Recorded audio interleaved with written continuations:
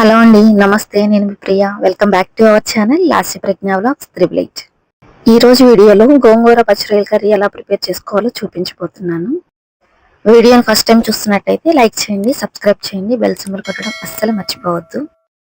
నార్మల్గా పచ్చిరొయ్యలతో కర్రీ చేసుకుంటే వదిలిపెట్టకుండా తింటాం కదా, ఇంకా గోంగూర కాంబినేషన్ అంటే సూపర్ ఉంటుంది. ఇప్పుడైతే ప్రాసెస్లోకి వెళ్ళిపోతాం.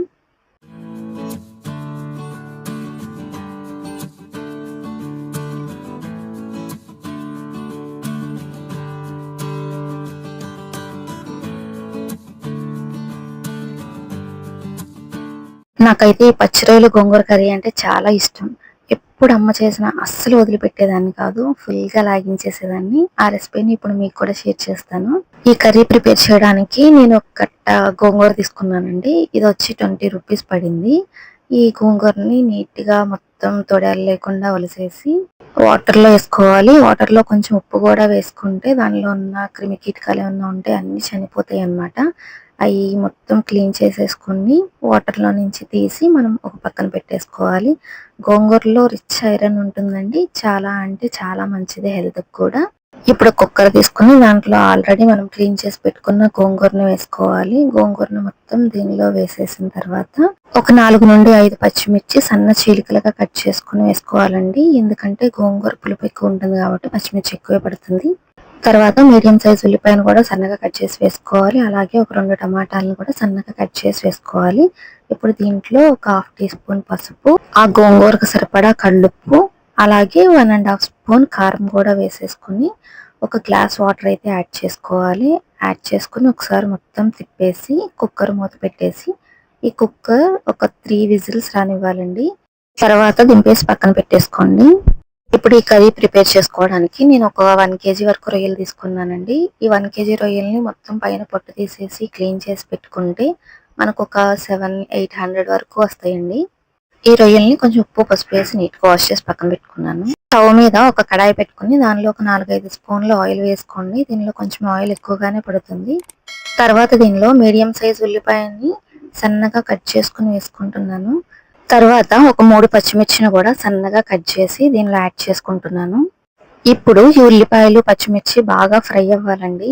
ఎందుకంటే ఏ కర్రీలో అయినా సరే ఉల్లిపాయలు బాగా ఫ్రై అయితేనే కర్రీ టేస్ట్ అనేది చాలా బాగుంటుంది. అందుకని బాగా ఫ్రై అవ్వాలి. ఉల్లిపాయలు పచ్చిమిర్చి ఫాస్ట్గా ఫ్రై అవ్వడం కోసం దానిలో ఒక 1/4 టీ స్పూన్ పసుపు, అలాగే ఆ కర్రీకి సరిపడా కొంచెం కళ్ళుప్పును కూడా యాడ్ చేసుకుని ఒకసారి తిప్పేసుకోవాలండి. మనం పసుపు ఉప్పు యాడ్ చేస్తున్నాం కదండి, అందుకని ఉల్లిపాయలు చాలా ఫాస్ట్గా ఫ్రై అవుతాయి. ఇలా ఒకసారి తిప్పేసిన తర్వాత మూత పెట్టేసి ఒక 5 మినిట్స్ అలా దానికి రెస్ట్ ఇచ్చేయాలి. ఇచ్చేస్తే తర్వాత చక్కగా గోల్డెన్ కలర్లోకి వచ్చేస్తుంది. చూసారా ఎంత బాగా ఫ్రై అయినాయో. ఇలా పచ్చిమిర్చి ఉల్లిపాయలు గోల్డెన్ కలర్లోకి వచ్చిన తర్వాత మనం ఆల్రెడీ వాష్ చేసి పెట్టుకున్నాం కదండి ఫ్రాన్స్, వాటిని కూడా దీంట్లో యాడ్ చేసేసుకోవాలి. రొయ్యల్ని వేసిన తర్వాత అలా వదిలేయకూడదండి. ఒకసారి ఉల్లిపాయ పచ్చిమిర్చి రొయ్యలు మొత్తం కలిసేలాగా మొత్తం ఈవెన్గా స్ప్రెడ్ అయ్యేలాగా ఒకసారి తిప్పేసుకోవాలి. ఇలా మొత్తం కలుపుకున్న తర్వాత మూత పెట్టి ఒక 5 మినిట్స్ అలా ఉంచేయండి. ఇప్పుడు ఆల్రెడీ మనం గోంగూరని కుక్కర్లో పెట్టాం కదండి, దాన్ని చూసేద్దాం. చూసారా మొత్తం చక్కగా ఉడికిపోయి ఎంత బాగా కనిపిస్తుందో. ఈ వాటర్ కూడా మనకి ఎక్కడ వేస్ట్ అవ్వదండి. మనం కర్రీ ప్రిపేర్ చేసుకుంటాం కదా, ఆ కర్రీలోకి వాటర్ని యాడ్ చేసుకుంటాం. అందుకని ఈ వాటర్ని వేస్ట్ అవ్వకుండా సపరేట్గా ఒక బౌల్లోకి అయితే తీసి పెట్టుకోవాలి. ఇలా బౌల్లోకి తీసి పెట్టుకున్న తర్వాత ఇప్పుడు ఈ వాటర్ని పక్కన పెట్టేసేయండి. ఎందుకంటే దీన్ని తర్వాత మనం కర్రీలోకి యూజ్ చేసుకుంటాం కాబట్టి పక్కన పెట్టేసుకోవాలి. ఇప్పుడు గోంగూరని పప్పు గుత్తితోటి మెత్తగా మెదుపుకోవాలి. మెత్తగా అంటే మరీ పేస్ట్ లాగా చేసేయొద్దండి, కొంచెం ఆకులాకులుగా ఉండేలాగానే చక్కగా మెదిపేసుకోవాలన్నమాట. చూసారా ఈ కన్సిస్టెన్సీలో ఉంటే సరిపోతుంది గోంగూర. ఇప్పుడు గోంగూరని పక్కన పెట్టేసేయండి. మనం ఆల్రెడీ రొయ్యల కర్రీకి మూత పెట్టి ఉంచాం కదా, దాంట్లో వాటర్ చూడండి ఎంత ఎక్కువగా వచ్చాయో. రొయ్యల్లో వాటర్ కన్సిస్టెన్సీ అనేది ఎక్కువగా ఉంటుందండి, అందుకని కొంచెం ఎక్కువగానే వస్తాయి వాటర్. ఈ వాటర్ మొత్తం ఎగిరిపోయేంత వరకు మధ్య మధ్యలో ఇలా తిప్పుకుంటూ మూత పెడుతూ ఉండాలండి. మొత్తం వాటర్ ఎగిరిపోయిన తర్వాతే మనం మిగిలిన ప్రాసెస్ అనేది చేసుకుంటాం. చూసారా వాటర్ మొత్తం ఎగిరిపోయి కర్రీ అనేది దగ్గరికి వచ్చేస్తుంది. ఇప్పుడు దీనిలో ఒక స్పూన్ అల్లం వెల్లుల్లి పేస్ట్ వేసుకోవాలి. అల్లం వెల్లుల్లి పేస్ట్ వేసిన తర్వాత అది పచ్చివాసన పోయేంత వరకు ఒకసారి మధ్య మధ్యలో ఇలా కలుపుకుంటూ ఉండాలండి. మొత్తం పచ్చివాసన పోయిన తర్వాతే మనం కారం అనేది యాడ్ చేసుకోవాలి. ఈ కర్రీకి నేను ఒక 1 స్పూన్ కారం అయితే యాడ్ చేశాను. మీరు తీసుకుంటున్న కారం ఘాటును బట్టి అయితే యాడ్ చేసుకోండి. నేనైతే మా కారం ఘాటు నాకు తెలుసు కాబట్టి ఒక 1 స్పూన్ సరిపోతుంది అని నేను యాడ్ చేసుకున్నాను. కారం యాడ్ చేసుకున్న తర్వాత ఒకసారి తిప్పేసి మనం ముందుగా వాటర్ని సపరేట్ చేసి పెట్టుకున్నాం కదండి గోంగూర నుండి, ఆ వాటర్ని కూడా దీనిలో యాడ్ చేసుకోవాలి. ఇప్పుడు ఈ వాటర్లో ఉన్న పులుపు అంతా రొయ్యలకి మంచిగా పడుతుందన్నమాట. పట్టి చక్కగా రొయ్యలు కూడా టేస్ట్గా ఉంటాయి. ఇలా వాటర్ని యాడ్ చేసిన తర్వాత ఒకసారి తిప్పేసి మగ్గనివ్వాలి. ఆ వాటర్లో చక్కగా మగ్గి రొయ్యల టేస్ట్ అనేది చాలా బాగుంటుంది. ఇప్పుడు దీనిలో మనం ముందుగా మెదిపి పెట్టుకున్న గోంగూరను కూడా యాడ్ చేసుకోవాలి. గోంగూరని మొత్తం యాడ్ చేసిన తర్వాత ఒకసారి గోంగూర పచ్చిరొయ్యలు అన్నీ కలిసేలాగా మొత్తం కలిపేసి ఒక 5 మినిట్స్ అలా సిమ్లోనే మగ్గనివ్వాలండి. ఇలా మగ్గడం వల్ల మనం ఆల్రెడీ గోంగూరలో ఉప్పు, కారం, పసుపు అన్నీ యాడ్ చేసాం కదా, అవన్నీ కూడా రొయ్యలకి బాగా పడతాయి. అలాగే పులుపు కూడా చక్కగా రొయ్యలకి పట్టి టేస్ట్ అనేది చాలా అంటే చాలా బాగుంటుంది. చూసారా కర్రీ అనేది దగ్గరికి వచ్చేస్తుంది కదా, ఇలా మధ్య మధ్యలో అడుగు పట్టకుండా ఒకసారి మధ్య మధ్యలో కలుపుకుంటూ అయితే మనం ఈ కర్రీని మొత్తం ఉడికించుకోవాలి. ఇప్పుడు ఒకసారి టేస్ట్ చూసుకుని ఉప్పు, కారం సరిపోతే ఒకసారి అడ్జస్ట్ చేసుకోండి. ఎందుకంటే మనం ఆల్రెడీ గోంగూరలో కూడా ఉప్పు, కారం వేసాము. అలాగే మనం పచ్చిరొయ్యల కర్రీలో కూడా వేసాం కాబట్టి ఒకసారి 2 కలిపిన తర్వాత టేస్ట్ అయితే చూసుకొని ఒకసారి ఉడికించుకోవాలి.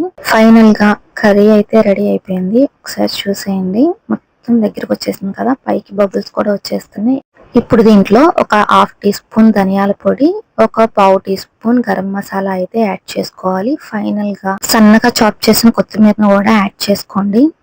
ఇప్పుడు మొత్తం కలిపేసి కర్రీ అయితే పక్కన పెట్టేసుకోవాలి. కర్రీ అయితే ఇంకా పూర్తిగా కంప్లీట్ అవ్వలేదు. ఇప్పుడు దీనికోసం మనం పోపు పెట్టుకుందాం.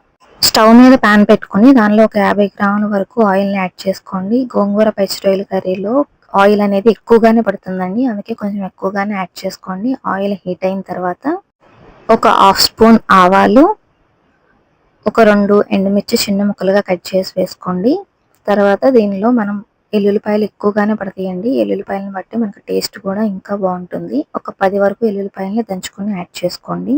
మనం వేసుకున్న వెల్లుల్లిపాయలు మరీ ఎర్రగా వేగాల్సిన అవసరం లేదండి. ఆయిల్లో బాగా ఫ్రై అయితే దానిలో ఉన్న పోషకాలన్నీ పోతాయి కాబట్టి జస్ట్ ఆయిల్లో అలా మగ్గితే సరిపోతుంది వెల్లుల్లిపాయ. అప్పుడు కర్రీతో తిన్నప్పుడు కూడా ఆ టేస్ట్ అనేది చాలా అంటే చాలా బాగుంటుంది. ఇప్పుడు ఫైనల్గా కరివేపాకును కూడా యాడ్ చేసుకోవాలి. కరివేపాకు కొంచెం చిటపటలాడిన తర్వాత దీనిలో కొంచెం కొత్తిమీరను కూడా యాడ్ చేసుకోండి. కొత్తిమీర అనేది ఆప్షనల్ అండి, ఎందుకంటే మనం ఆల్రెడీ కర్రీలో వేసాం కాబట్టి తాలింపులో వేసుకుంటే వేసుకోండి, లేదంటే అవసరం లేదు. ఇప్పుడు ఈ పోపు మంచిగా ఫ్రై అయిన తర్వాత దీన్ని మనం ఆల్రెడీ కర్రీ ప్రిపేర్ చేసి పెట్టుకున్నాం కదా, ఆ కర్రీలో యాడ్ చేసేసుకోవడమే. యాడ్ చేసుకొని ఒకసారి మొత్తం కలిపేసుకుంటే ఎంతో టేస్టీగా తినే కొద్దీ తినాలనిపించేలాగా గోంగూర పచ్చిరొయ్యల కర్రీ అయితే రెడీ అయిపోతుంది. నేను చెప్పిన ప్రాసెస్లో చేసేయండి. కర్రీ అయితే చాలా అంటే చాలా పర్ఫెక్ట్గా చాలా టేస్టీగా ఉంటుంది. వీడియోని లైక్ చేయకపోతే ఒకసారి లైక్ చేయండి, సబ్స్క్రైబ్ చేయండి. వీడియో ఎక్కువ నచ్చినట్లయితే షేర్ చేయండి. Thank you for watching.